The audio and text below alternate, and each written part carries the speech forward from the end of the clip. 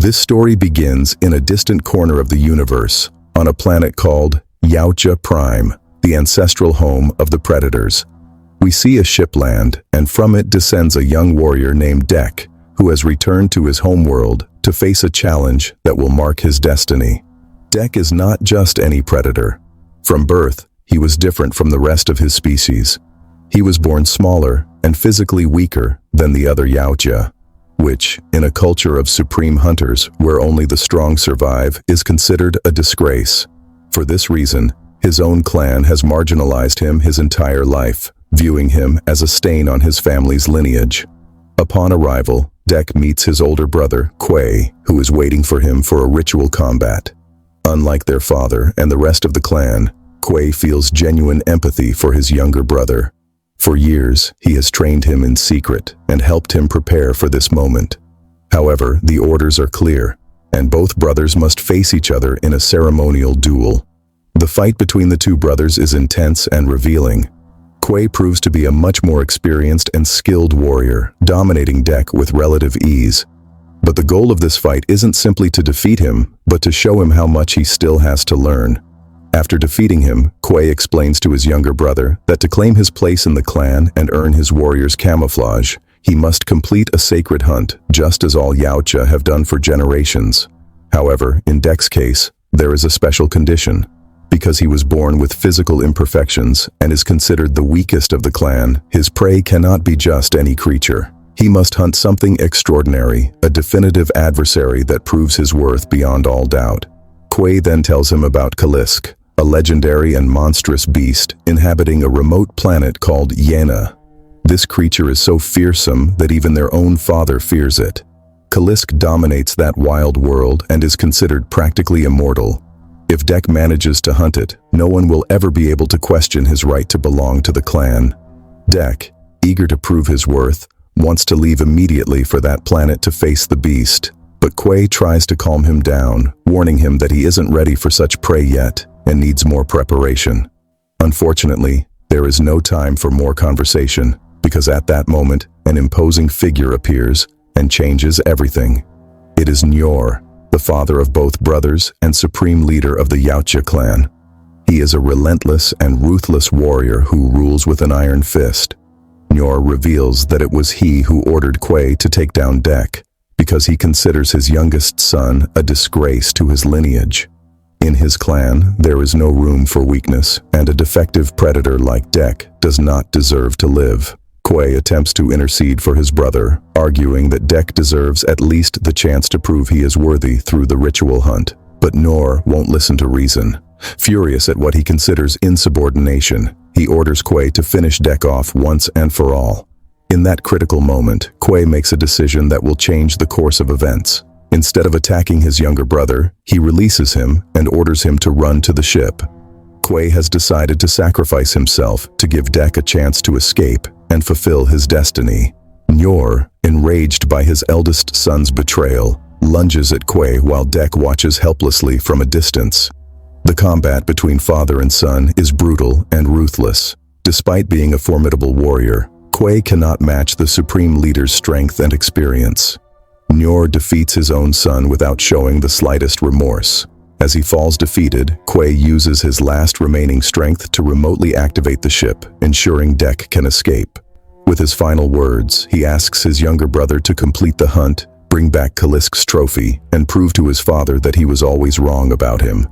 Quay dies convinced that Dek has the potential to become something greater than anyone imagines.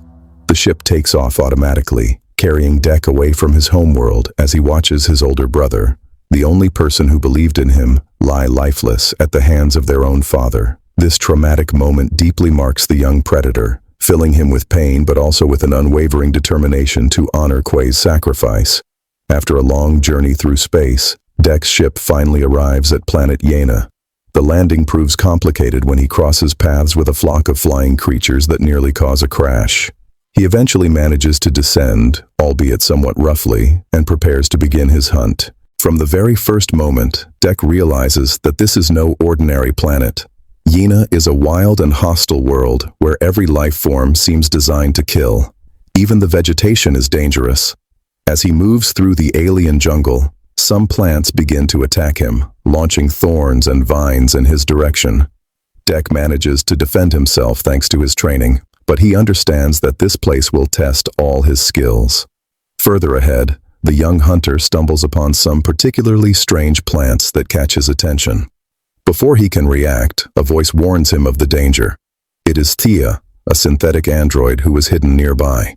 She explains that those plants shoot paralyzing darts that immobilize their victims, allowing the planet's flying creatures to capture and devour them without resistance. Thea introduces herself formally as a synthetic unit belonging to the Weyland-Yutani Corporation. She proposes to Dek that they team up to survive in this hostile world, as the odds of success are much higher working together. But Dek, proud as any Yautja, rejects the offer immediately. He explains that predators hunt alone, that they don't need help from anyone, much less a machine. However, fate has a peculiar way of humbling the arrogant.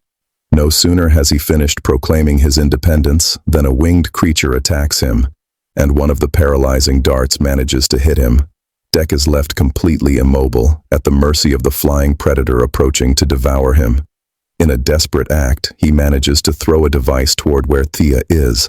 The android acts quickly, using the device to scare off the creature and save the young predator's life. She then administers an antidote that counteracts the paralyzing effect. When Dek regains mobility, he looks closely at his savior and discovers something surprising. Thea is severely damaged. In fact, she is only the upper half of a body, dragging herself along and surviving as best she can. The android explains her situation. She also came to this planet as part of a Weyland-Yutani exploration mission, but her crew was wiped out. And most importantly, she has also faced Kalisk, the beast Dek is seeking. It was precisely that monster that left her in such a deplorable state, ripping off the lower half of her body. She reveals that her lost legs are near one of the corporation's abandoned bases on the planet, and if Dek helps her recover them, she can guide him to Kalisk. Dek considers Thea's proposal for a moment. His Yautja pride prevents him from openly accepting help, but he recognizes that the android knows this planet and its dangers better than he does. Finally, he finds a mental justification that allows him to accept without feeling like he is betraying his principles. He tells Thea that he will take her with him, but not as an ally or companion, but as a tool, just like the rest of his technological equipment. The android accepts these conditions without taking offense. Understanding it is the only way to move forward with this stubborn hunter. Thus begins their joint journey through the wild lands of Yena. Thea proves invaluable as a guide, teaching Dek how to deal with the planet's different creatures. She explains that not everything is solved with aggression, that sometimes you catch more flies with honey than with vinegar. This concept is strange to a predator used to solving everything through brute force. But Dek begins to pay attention to her advice. When night falls on Yena, the two travelers stop to rest. In the darkness of the makeshift camp, they begin to get to know each other better. Dek tells Thea about the loss of his brother Quay, describing how he was the only person in his entire clan who believed in him and how he died protecting him from their own father. It is the first time the young predator opens his heart to anyone, even if it is a machine. Thea, in turn, shares her own story of loss. She tells him about Tessa, another synthetic android who was like her twin sister. Both were created by Weyland-Yutani and programmed in a special way. Unlike other androids, they were implanted with the capacity to experience emotions so they could better understand the universe's organic species. That's why Tessa meant so much to her, because she was the only one who could truly understand what she felt. Thea lost Tessa during the encounter with Kalisk, although the exact circumstances remain confused in her damaged memory. As she finishes telling her story, she notices that Dek has fallen into a deep sleep, exhausted by the day's emotions. Meanwhile, elsewhere on the planet, we discover that Tessa is not destroyed as Thea believed. The twin android is in a Weyland-Yutani facility, being repaired and reconfigured. An artificial intelligence known as Mother oversees the process, reprimanding Tessa for failing her mission to capture Kalisk. The warning is clear and threatening. If she fails again, she will be permanently decommissioned. Tessa, unlike her sister, is cold, militant, and blindly obeys the corporation's orders. Now, she has a new mission to fulfill: Back with our protagonists, Dek decides he needs to hunt for food. The terrain of Yena remains extremely treacherous, and as he stalks his prey, he notices another creature on the planet has the same target. It is a small, peculiar-looking alien beast that also wants to catch the animal. Initially, Dek and the creature compete, getting in each other's way and ruining their respective hunts. However, the situation changes drastically when a much larger predator appears, threatening them both. The small creature, showing unexpected courage, helps Dek escape the initial danger, but now the larger beast is chasing them both. At that moment, Dek demonstrates his true skills as a Yautja hunter. Utilizing his training, his cunning, and his equipment, he manages to confront and defeat the threatening creature in fierce combat. The small alien beast is deeply impressed and grateful for being saved. In a gesture that surprises Dek, the creature marks him with its saliva, a ritual that, in its species, signifies accepting someone as family. Thea, observing the scene, decides to give their new companion a name. She calls him Bud. That night, the expanded group camps together. Dek shares his food with Thea and Bud, though he remains visibly uncomfortable with the concept of teamwork. The conversation deepens, and Dek finally reveals more details about his past. He explains that his father banished him from the clan for being defective, and that his brother Quay died solely to protect him. The guilt he carries is evident. Thea also delves deeper into her history regarding Tessa, explaining how both androids developed a genuine bond thanks to their emotional programming. They were more than co-workers. They were truly like sisters who understood each other in a universe where no one else could. At dawn, Dek wakes up early with an idea in mind. He wants to continue the journey, leaving Bud behind while the creature sleeps. He remains convinced that he must face Kalisk alone, without anyone's help. But Thea firmly opposes abandoning Bud, arguing that the small creature trusts them and leaving him would be a betrayal. The argument between them intensifies, and Thea directly confronts Dek's mindset. She tells him about earth wolves, animals that hunt in packs and follow an alpha leader. Dek responds with arrogance, claiming he is like a solitary alpha, the type of warrior who takes down all other predators by himself. But Thea corrects him with an observation that shifts his perspective. She explains that the true alpha wolf isn't the one who kills the most prey or fights the most battles. The true alpha is the one who protects the pack, who cares for his own, even if it means sacrificing himself. These words resonate deeply in Dek's mind, reminding him of his brother Quay's sacrifice. For the first time, the young predator begins to question everything he was taught about strength and honor. Finally, the group reaches one of the abandoned Weyland-Yutani bases. The place is completely destroyed, evidence of Kalisk's devastating path through the facility. However, among the rubble, Thea locates her lost legs. With Dek's help, she begins the process of reassembling herself, reconnecting her lower half with the upper. During this vulnerable moment, Dek does something unexpected. Although he technically still considers her a tool, he tells Thea that he wants her to accompany him to the end of his mission. He wants her to be present when he claims his trophy and regains his honor so he can return to Yautja Prime. It is the first time he openly expresses that he values her company, a sign that the concept of a pack is beginning to awaken within him. But then, Thea reveals something that shatters the newfound trust. She confesses to Dek that he must flee the planet and forget about facing Kalisk because he has no chance of defeating it. And most painful of all, she admits she has contacted Tessa to come for her, because the original mission for both androids was always to capture Kalisk for Weyland-Yutani. Dek experiences a profound sense of betrayal. The only companion he had begun to accept turns out to have been using him all along. While Thea continues her repairs, still unable to move, Dek makes an impulsive decision. He decides to forge ahead alone to face Kalisk, determined to complete his hunt regardless of the consequences. The young predator manages to attract the legendary beast's attention, but when he finally sees it, he understands why everyone feared it. Kalisk is vastly larger and more terrifying than he ever imagined. It is a colossal monster of terrifying power. The combat begins, and Dek quickly loses ground, outmatched in every aspect by this seemingly invincible creature. Meanwhile, Thea manages to complete her reassembly, but is momentarily knocked offline by the tremors of Dek's fight with the beast. Despite her own difficulties, she decides to go help Dek when she hears the sounds of battle. Together, Predator and Android fight Kalisk with everything they have. For a glorious moment, it seems they have achieved the impossible. Kalisk falls, apparently defeated, but then they discover the beast's terrible secret. It has the ability to regenerate with astonishing ease. The wounds they inflicted close in seconds, and the creature attacks again with renewed fury. The battle turns desperate. Kalisk is about to devour Dek when something strange happens. The beast stops suddenly, as if controlled by something. Before they can understand what is happening, Tessa appears with a team of combat androids. Thia's twin sister freezes both protagonists with a cryogenic device, capturing them without giving them a chance to resist.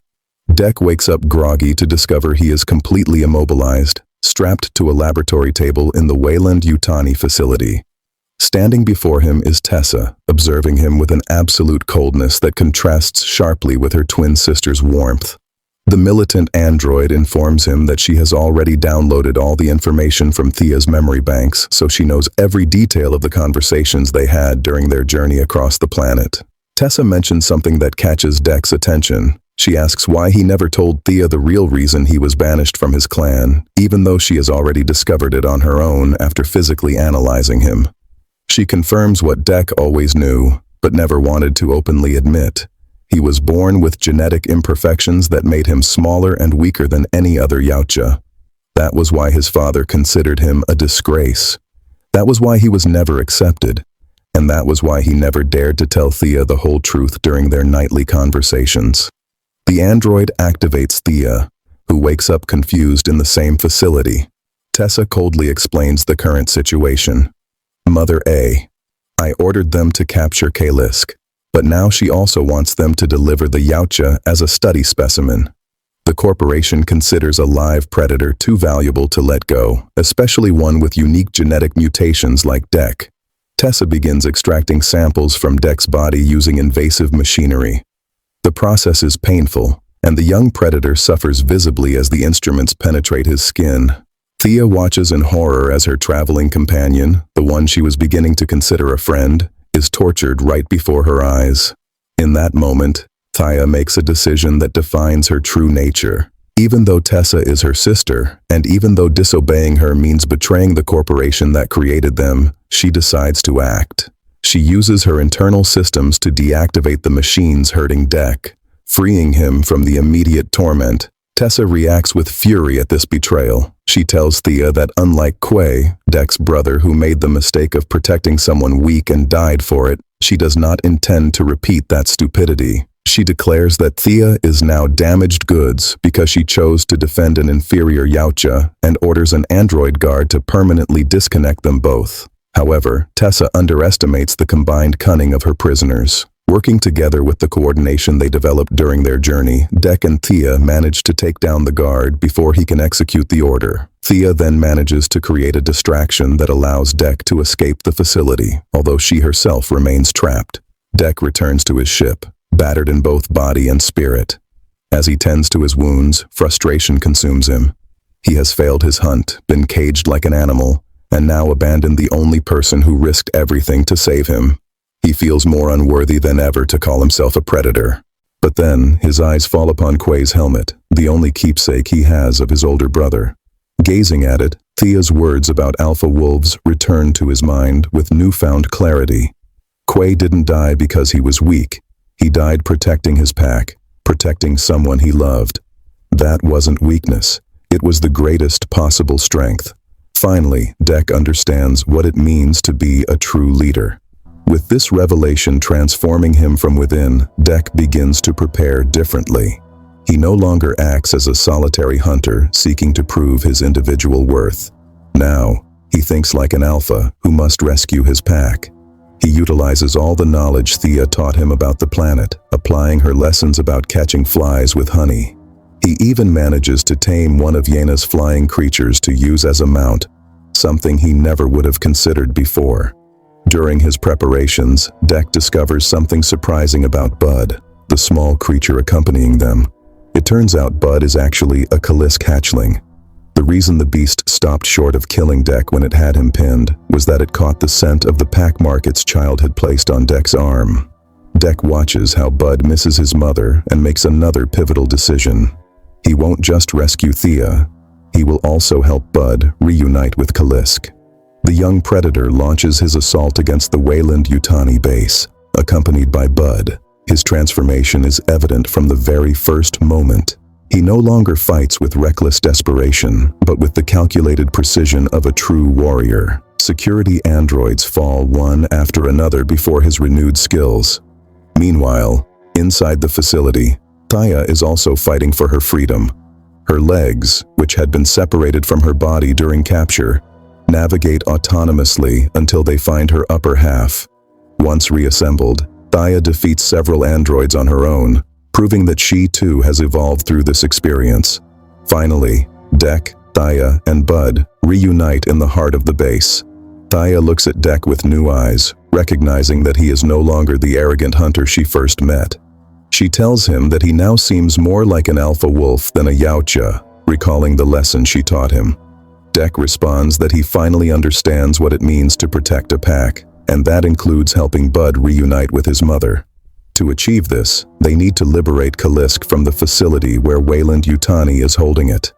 Together, they fight their way through, taking down more androids until they reach the beast. But their plan is interrupted by Tessa, who appears piloting a massive combat mech designed specifically to counter threats like them. The battle against Tessa and her machine is brutal. The militant android proves to be a formidable opponent, and during the fight, she manages to knock Dek down several times. Tessa mocks him, asking how it feels to be the prey instead of the hunter. But Dek retorts that she should know better than anyone, because in that precise moment, Thea and Bud have managed to release Kalisk from containment. The colossal beast emerges roaring and launches itself at Tessa and her robot with all its maternal fury. Working together, Dek, Thea, Bud, and Kalisk destroy the combat machine. The beast then devours Tessa, eliminating the threat decisively. A touching moment ensues when Kalisk is reunited with Bud. Mother and son recognize each other after their long separation, but most surprising of all is that Kalisk also accepts Dek, marking him as part of her family, just as Bud had done earlier. The hunter who came to kill the beast is now considered part of its pack. However, the victory is short-lived. From inside Kalisk's stomach, Tessa activates a final cryogenic device. The beast freezes from the inside out and shatters, unable to regenerate while fragmented into thousands of pieces. Tessa emerges, damaged but functional, stealing a device from Dek's ship that allows her to teleport. She declares that she will eliminate Thea for being a traitor. The final combat is desperate, but between Dek and Bud, they manage to destroy Tessa once and for all. Dek then consoles Bud, who has just lost his mother, promising that from now on, he will care for him as if he were his own son. Sometime later, Dek returns to Yautja Prime with his trophies. He claims his warrior's camouflage, presenting proof of having defeated formidable threats. But his father, Nyor, refuses to accept him back into the clan, sending guards to eliminate him. Dek defeats them with swift, precise movements that demonstrate how much he has improved. He then faces his father directly, the feared supreme leader of the Predators. The combat between them reveals that Dek is no longer the weak youth who fled this planet. He is now a complete warrior who dominates Nyor until he is beaten. Defeated, his father finally offers him a place in the clan. But Dek rejects the offer. He tells his father he is no longer interested in belonging to a clan that only values brute strength. He already has his own pack, one he chose, and one that chose him. Bud, who has grown considerably, helps eliminate Nyor once and for all. Dek claims the warrior's camouflage that is rightfully his, becoming a full predator, but leading his own clan alongside Thea and Bud. In a final scene, Thea detects a ship approaching the planet. She assumes they are more of Dek's allies, but the young predator recognizes the ship with a mixture of respect and fear. He reveals to Thea that it is his mother, and what comes next will likely be worse than anything they have faced before. Because when a Yautja mother comes demanding explanations, not even the bravest warrior is prepared for that hunt.